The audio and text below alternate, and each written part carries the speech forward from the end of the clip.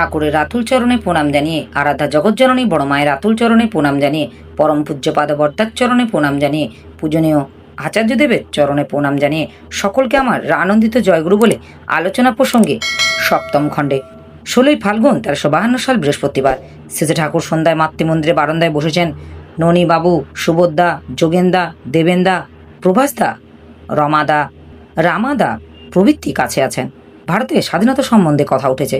শেষে ঠাকুর বললেন, ব্রিটিশের এমন রক্ষণশীল রকম যে একটা কল্যাণকর নতুনতর সিদ্ধান্ত করে তা সহজেই রূপ দিতে চায় না, বিশেষত যদি তার সঙ্গে নিজের স্বার্থত্যাগের প্রশ্ন জড়িত থাকে। ভারতের স্বাধীনতা স্বীকার করবেই, কিন্তু ভারতকে এমন তিক্ত বিরক্ত করে সেটা করবে যে ভারতের তখন তার প্রতি আর কোনো সহানুভূতি থাকবে না। ওরা আমাদের সংহতিহীনতা ও অন্তবিরোধের সুযোগ নিতে ছাড়বে না।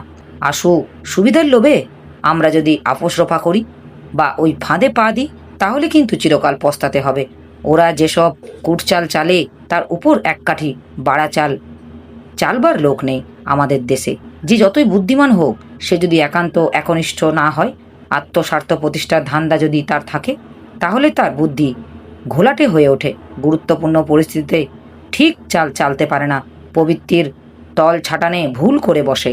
তাই নেতা হতে গেলে গুরুনিষ্ঠা, গুরুভক্তি প্রথম প্রয়োজন।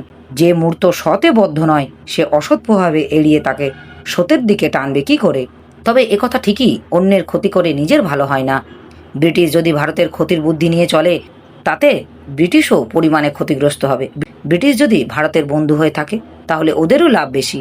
ভারত যদি সংস্থ ও সমৃদ্ধ হয়, তবে ইংরেজ এদেশ ছেড়ে গেলেও তাদের সাধ্যমতো দেখতে কসুর করবে না। সে ঐতিহ্য উদারতা ভারতের কাছে। ভারতের প্রত্যেকটা পরিবারের থেকে ভালোবেসে এক মুঠো করে ভাত যদি ওদেরও দেয়, তাহলে সেই ভালোবাসার দানে ওদেরও ভেসে যায়। খাঁকতে কিছু থাকে না। ভারতকে পদানত করে রাখলে যা পায় তার থেকে বেশি পায়। আরও পায় মানুষগুলির শুভেচ্ছা ও হৃদয়। সেটা কি কম লাভ? ওরা কি তা বোঝে না? সে বুদ্ধি ওদের আছে। আমার এই আলোচনা প্রসঙ্গে কিছু ভুল ত্রুটি হয়ে থাকলে আপনারা আমায় ক্ষমা করবেন। উপস্থিত দাদা, ভাই, বোন, মায়েদের আমার আনন্দিত জয় গুরু।